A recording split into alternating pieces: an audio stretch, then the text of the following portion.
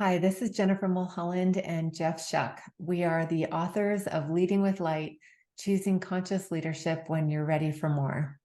Recently on our podcast, Plenty for Everyone, we shared conscious leadership lessons that we've learned in our 10 years of working together.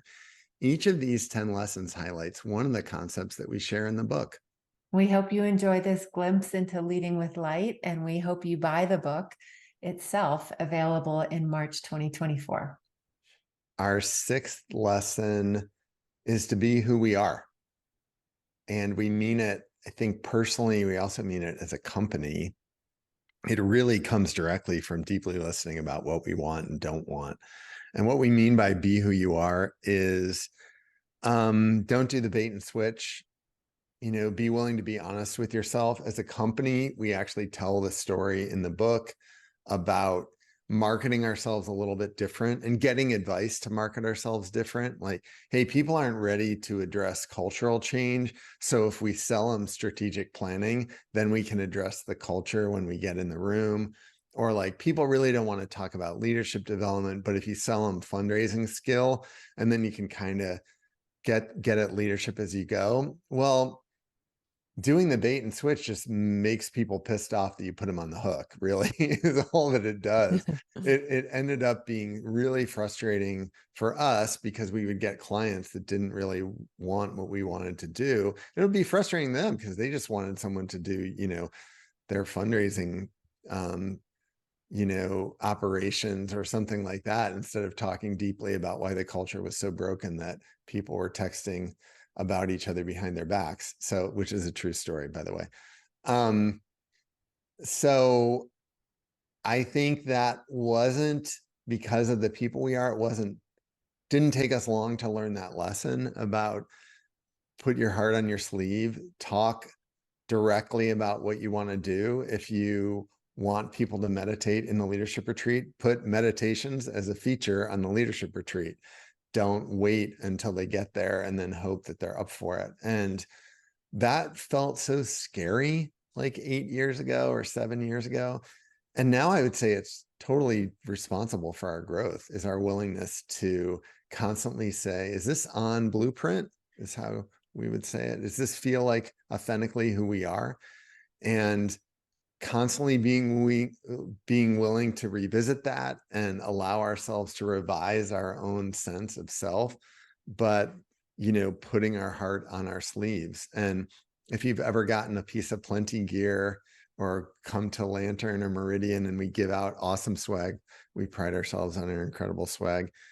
Most of the things have a heart embroidered on the sleeve, and it's just a little way of saying, be who you are, bring your passion out, let people see it. Don't be someone you aren't. So I love this one. Yeah, and it's fucking hard. Right? Yeah, It's just yeah. it None is of this not is easy. no, it has been such a practice and it's still a practice, for us and for me, to feel loved no matter what face you show and Yeah. to feel supported in your moments of rage or overwhelm. This just surfaced yesterday on our team call. I was like totally bitching about social media and frustrated and overwhelmed and kind of in this just pissy soup. Well, That's not, there was constructive feedback, is how I would say it. yeah. And, that's that's the messy, Yeah. overwhelmed side Yeah. of myself. I don't really enjoy seeing myself and I don't like Mm, to share. And yet that's what we're up for, right? mhm, We've built a company based on an idea or an ethos that we don't live a personal life and a professional life. We live one life and we mm, are the common denominator. And so what can our environment be safe enough where we can bring our best selves and our worst selves to the work and to that's, clearly that's not what is comfortable. I don't like that part of me that gets into the pissy, overwhelm, frustrated aspects, but it is part of my humanness. And And, it has taken so much practice to be all of who I am, not just the bubbly, light being leader, positive Jennifer. It's also means I get to bring my scared little girl who doesn't know how it's all going to work out, who is playing too many roles and feels Yeah. lost at times and, Yeah.